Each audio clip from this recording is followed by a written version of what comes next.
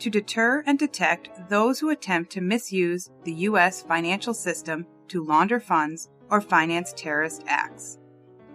The BSA has evolved over the last 50 years, with several laws impacting regulatory requirements. One of the most recent pieces of legislation is the USA Patriot Act. These laws have resulted in regulations that require banks to establish and maintain BSA compliance programs. Provisions of the BSA cover traditional depository institutions such as banks, savings associations, and credit unions. The BSA also applies to non-bank financial institutions such as securities and commodities firms, loan or finance companies, money service businesses, insurance companies, casinos, and dealers in precious metals, stones, and jewels. For purposes of this presentation, we will focus on BSA and AML requirements as they relate to depository institutions. The Financial Crimes Enforcement Network, referred to as FinCEN, is a bureau of the U.S. Department of the Treasury. FinCEN is designated the administrator of the BSA. In this role, it has been authorized to implement, administer, and enforce compliance with the BSA and its associated regulations. FinCEN is also the U.S. Financial Intelligence Unit. In this role, it collects data related to money laundering and terrorist financing, analyzes it for trends and patterns, and disseminates information to law enforcement and other government agencies.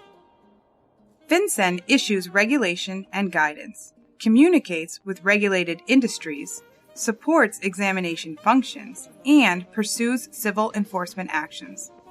Importantly, FinCEN has delegated much of its examination authority to regulatory agencies, including the FDIC. Now that we've covered some BSA background, we'd like to focus on BSA-related regulatory requirements for banks. To be a simple Python lesson. We're not talking like getting into development level. We're talking basic scripting into maybe medium level knowledge. If it takes us more than 1 week, it takes us more than 1 week. But for the most part, it should take us a week. I'm going to give you some homework on this one. So if you're not signed up for the mailing list, I'm going to show you how to do that, and we'll get there. So the following week, likely we're going to be covering hacking in 5 steps and also covering some external pen testing. So the hacking in 5 steps are the 5 steps of hacking. It's everything that you should know in terms of being a hacker, the whole process from start to finish. So that's a theoretical overview. And then we're going to go right into it. So we're going to talk about reconnaissance, scanning, enumeration. We're going to talk about using Metasploit and then compiling our own exploits. And then we're going to talk about some things that we can do when nothing else works. And then on the internal side, we're going to go back to enumeration again and focus on Active Directory. We're going to focus on Active Directory exploitation, non-Active Directory exploitation, and finally we'll talk about maintaining access, pivoting, cleanup, and report writing. And that's where we'll probably throw in that whole legal side of the house as well in terms of documents. So this is going to go week by week. If it takes longer than a week to do a lesson, it takes longer to do a week for a lesson. So I have no idea how long these are going to take. It's going to kind of go at our speed and where I feel that we're comfortable and I'm comfortable giving you guys advice, right? So I don't want to like skimp because I'm limiting you guys to 1 week. So I think that when it gets to some of the meatier sections, it's definitely going to take a couple weeks, and we'll get through it as we go. And in terms of that, we're going to be doing some setup lab environments. I'm going to do the best I can to get us what we can use. So Windows licensing requires payment typically. If you have a .edu account, you might be able to get a Windows license for a server. So there is some parts that you may have to watch and maybe not participate. I'm working on that right now. So by the time we get to that, maybe that'll change. But the goal is to be able to build out our own server, make it vulnerable, exploit it, and then learn how to patch it. So we learn the red side and the blue side of the house. So that's really it at a high level overview.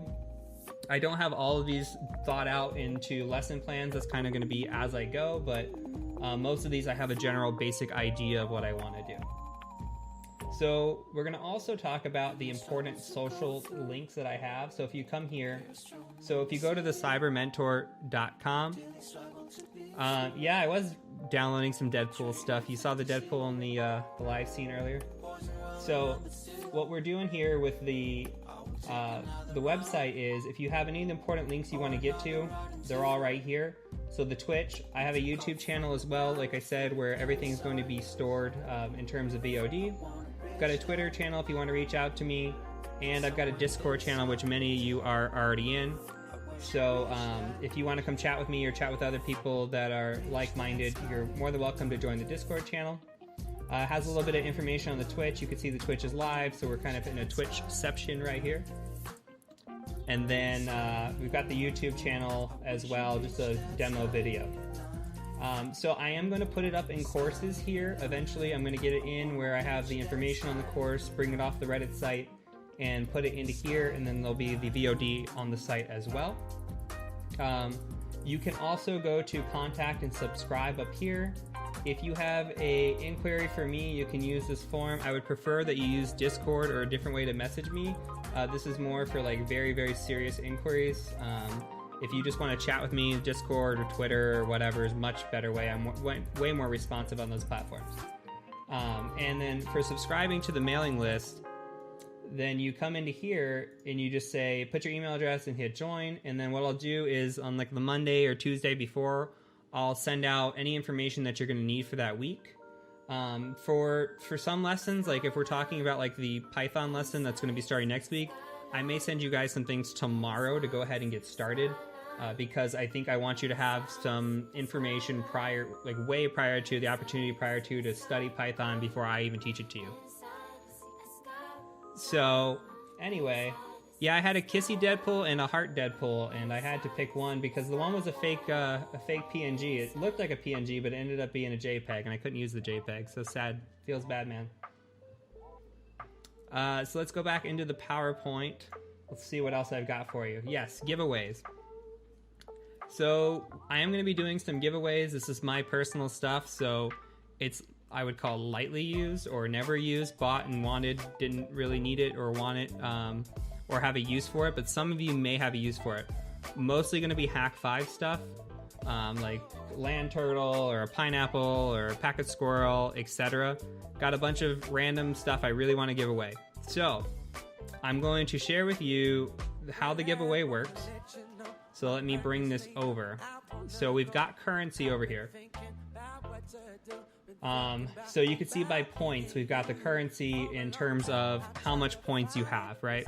And basically the way I've done this is that you get points just for watching.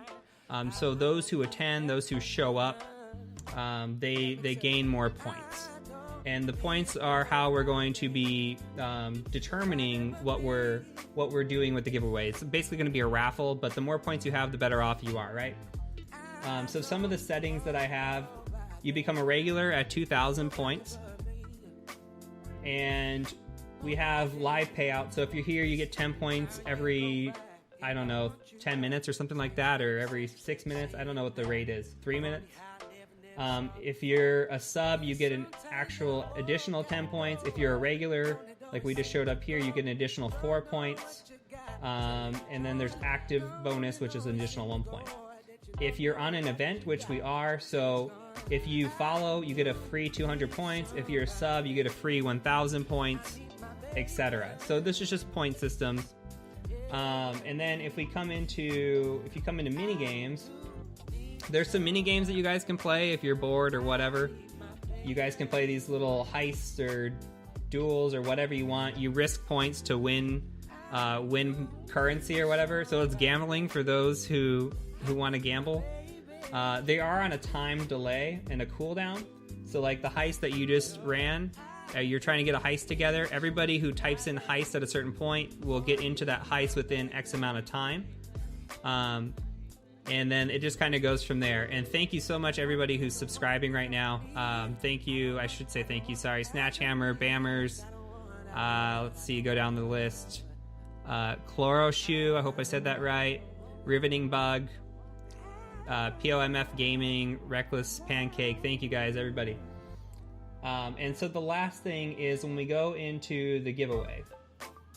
Where is the giveaways? So if we go into giveaway, We're going to do a raffle for a prize. I haven't determined how much it's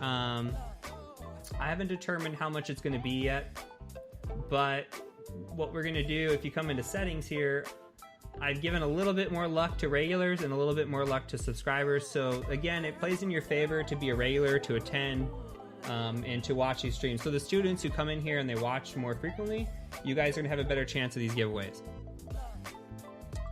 So in terms of getting a Discord, I have not yet for the subs, but I will do that. That's a great idea. So yeah, it's rigged. You guys lost all your money. I'm sorry. This is what gambling does. It's a lesson in life. So that's really it. So on a random night, any night that I stream, I may give something away.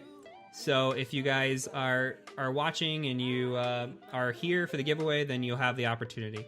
And thank you, Mr. Deviant, for the sub. So that is that for the course overview. Let's go ahead and move on. So the first thing we're going to talk about is just really quickly installing our Kali Linux.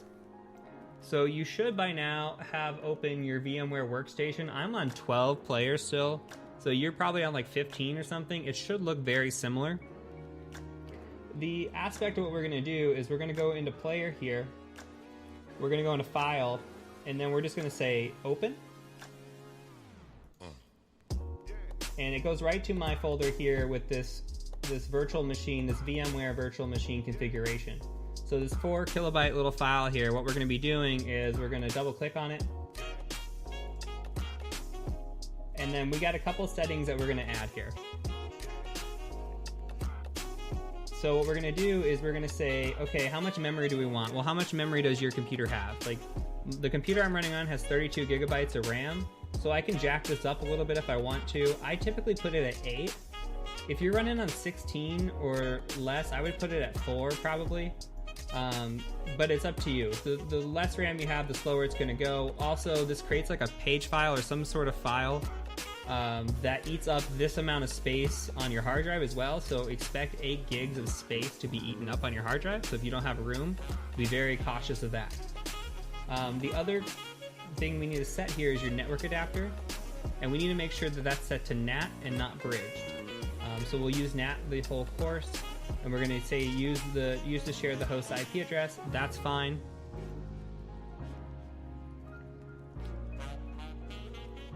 Okay, and then all we're going to do is hit play. And that is asking, and the weirdest thing I've ever seen, this is like a 2-foot long, I don't even know how to describe, look how long this is. I've never seen this before. Anyway, it's going to ask you, if you see in here, it says, I moved it, I copied it, or cancel. You're going to say, I copied it.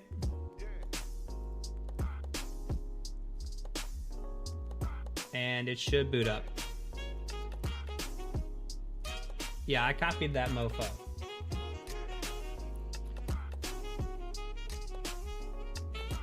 I've had more stability with NAT over bridged. I know some people like to run bridge, and I used to run bridge, but I've always ran NAT. The only time I run bridge is when I'm doing an external assessment or something where I want to have a dedicated IP or whatever, like I can do port forwarding specifically to that IP address, if that makes sense. My router is incredibly weird, so I have to have bridge connection for that. But other than that, I like using NAT. You guys can do whatever you want, but if it doesn't work because you use bridged, don't yell at me. So username's root, password is root backwards, TOOR. And that will get you logged in to your machine. Well, Kelly, you're special. All right, so here we are. This is our Kali Linux machine. This is our distribution of Linux that is made for pen testing. So when we come into here, we have some things on the side panel here, our favorites. We'll talk about some of these tools later. You'll definitely be using some of these. Most important ones to know is this little ice weasel here is your Firefox. I guess it's Firefox now. And then your terminal is right here. This is where we're going to be living most of the time. So the first things first, we're going to have our first minimal lesson here in Linux. I want you to click on this terminal and open it. And then we're going to change our password. So we're just going to say PASSWD, and we're going to enter a new